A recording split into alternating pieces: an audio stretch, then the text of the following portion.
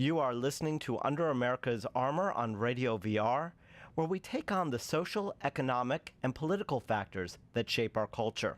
Today, we're going to take on privacy and legacy, and to what degree economics drives racism, and a few heroes of modern entrepreneurship. To do so, who else could we turn to but USC Professor of Law, Jody Armour. Welcome back, Jody. Great to be back with you, Andrew. As we watch right now millions of high school graduates cross that threshold with diplomas in hand, it's a time to celebrate the present and think about the future. But it occurs to me that few of any of today's graduates are focusing on the past. That oops moment or funny picture of themselves that they placed on Instagram or Facebook that probably will live forever. Worse, many find themselves and their victimization by bullies immortalized on the web. Still, in a much more benign sense, do you want the idealism or advocacy of your teenage, early college years to be read by others 20, 30, 40 years from today? Right now, Europe is engaged with Google to give people the right of the eraser, to make part of their electronic footprint vanish from the face of the earth. It's an idea that have some privacy experts cheering and others screaming. To look at the battle legal and the ethical side of this, we're going to talk to Jody Armour, USC Professor of Law. Ready, Jody? Let's do it, Andrew. What do you think about the right or possibility of erasing links because someone deems them, quote, inadequate, irrelevant, or no longer relevant?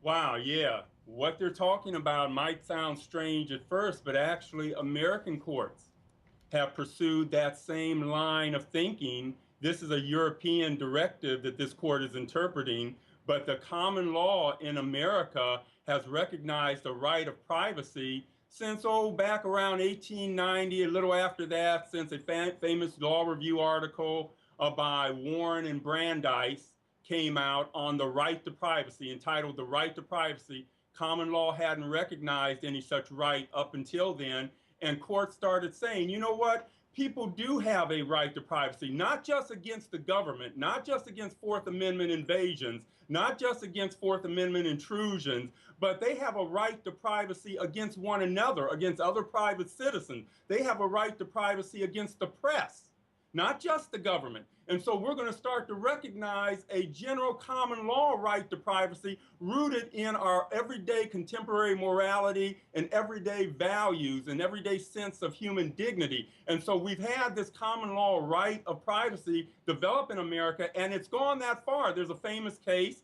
a couple, Diaz here in California, where a man had a sex change operation and became a woman, and then ran for the student president of his college, his community college, and a reporter dug back in his history and found out that, rather her history, and found out that she had been earlier a man before she had the operation and brought that fact out. And by the way, she had billed herself as the first female president of this institution. And the court said, you know, even though it's true that she's had this sex change operation, that she was a male earlier and she's now a female, there are public records you can find that reflect that fact. Even though all that is true, you may not be able to report it.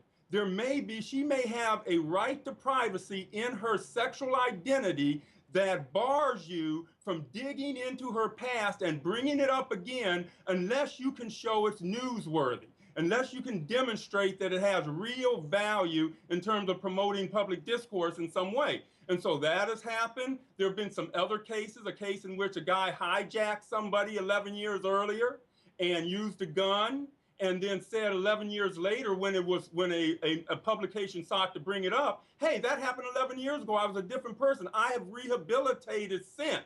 And so I should have a common law right of privacy in that earlier information. And the court said, yes, you just might. He said, my daughter, who's 11 years old, looks at me differently now. I'm scorned and looked at with contempt by my colleagues. who've known me for since that time. So I should have a right at some point for bygones to be bygones, for the past to be behind us, and for me to be able to reinvent myself, to take myself in a new direction, to control the face that the world sees, to control the persona, to control my self-presentation.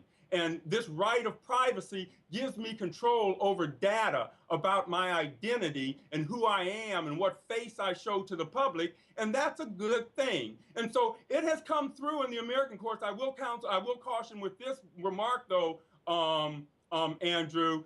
A lot of times it's gone the other way. The Supreme Court has stepped in and said that there is no right of privacy protection against having the press release the name of rape victims. You would think that a rape victim's name would be one of those kinds of things that one should have a privacy interest in, since so much harm can come from it being disclosed, et cetera. They said, no, you have the press can, even if the state comes up with laws that say, don't report a rape victim's name, the press can still do it. The press interests outweigh the privacy interest in those particular cases. So this is a long-standing issue, and it gives us a chance to revisit it in terms of Google, which is kind of an engine, a search engine, a data controller, rather than a newspaper itself. It's not the actual newspaper. It provides links to newspapers. And the European court said, we're not going to make you take the data down from the newspaper site. That's going too far. But we are going to go after the search engine, the data controller, Google, and say, now that you have this ubiquitous presence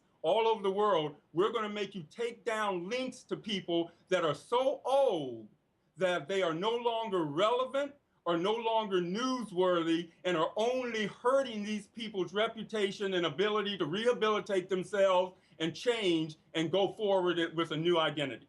Oh, so many places to go on this one. Yes. I want to start with the journalistic question, because what you said intellectually goes backwards to so many of my ways of thinking, which is, if you're going to protect someone, you protect the victim, you protect the rape victim, as you said. And so, but that person's not being protected. That person has no expectation of privacy. But the person who has a historical record of doing harm, those are the people we want to potentially protect, and not because of slander and libel, just because we're believing that there is some design statute of limitation on the truth?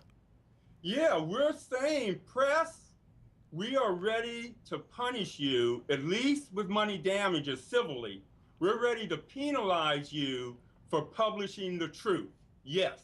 And that should give you some pause. That's why there are competing interests that the courts have to reconcile between freedom of the press on the one hand and some kind of notion of privacy, some right to be left alone, some right to be able to rehabilitate and to transform and redefine yourself. So, but there is something unsettling about liability for publishing the truth. But yes, it can go that far. And you can see in a case like publishing the truth about a rape victim's name, well, can seem more problematic. In fact, Sandra Day O'Connor, in the Supreme Court case that gave the press the right to publish that name, was in the dissent and said, wait a minute, I'm all for the press and the First Amendment, but I also respect privacy. And I don't see what the relevance, how it promotes public discourse to disclose the names of rape victims or of even juvenile offenders, because the courts have said you can't even tell the press,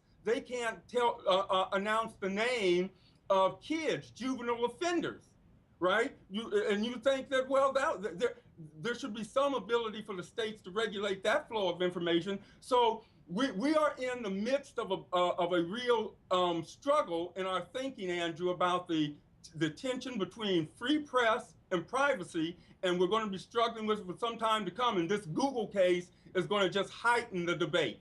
So, Jody, let me take a scenario where someone nominates you to be a judge, a great honor, and they want to, vet you.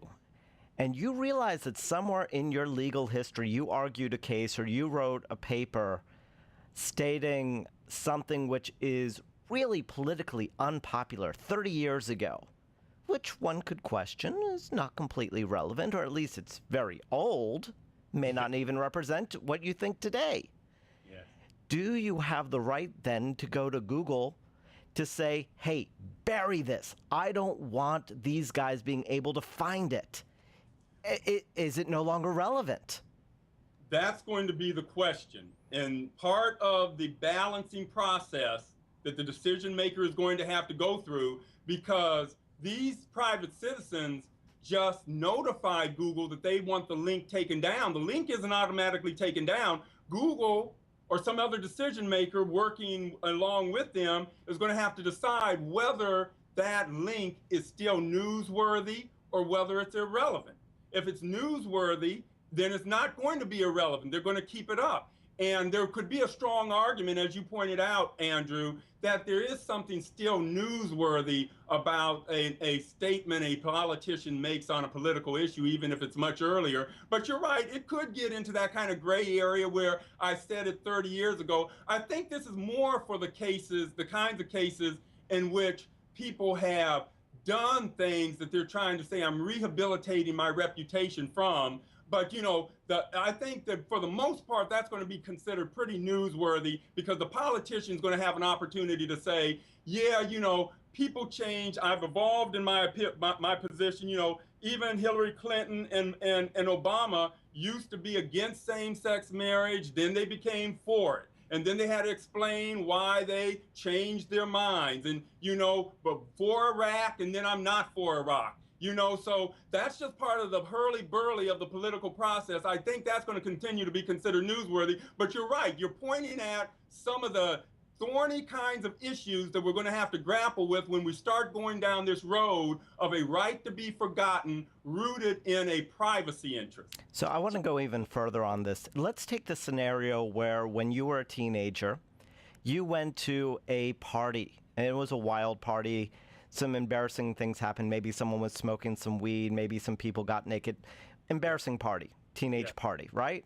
Yeah. And you say, you know, this could damage my professional career. People see me in this context.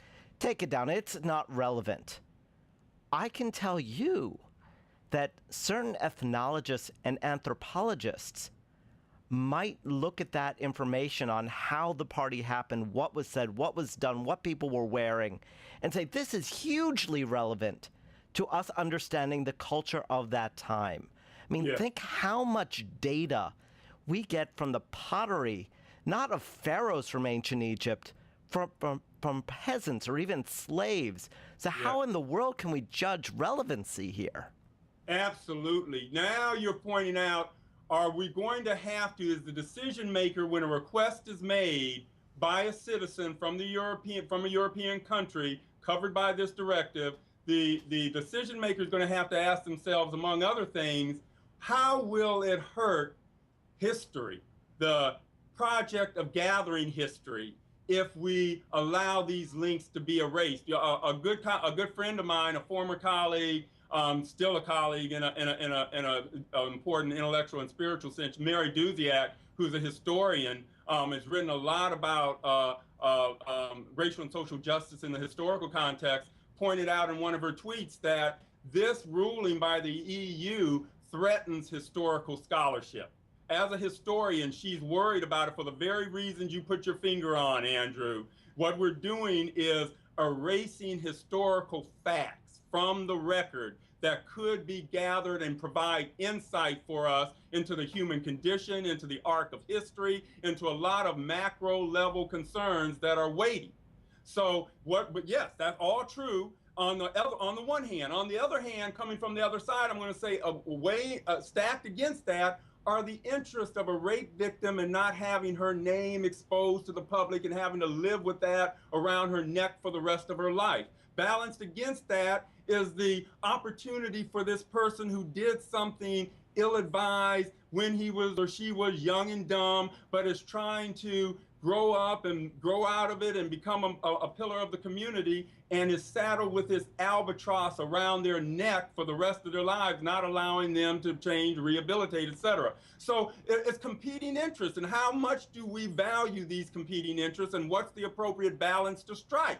And you're right, it's a tough call. I think many historians, archaeologists, maybe many of us scholars would say, always allow it to be published, never give a right to be forgotten, because I consider historical scholarship that important. On the other hand, if I was on the receiving end, if I just did something stupid when I was 16 and I wanted it to be behind me, I might feel a different way. Or if I were a rape victim, I might feel a different way about the public's right to know my name as part of the public discourse. So it's a very tough, thorny set of issues, Andrew.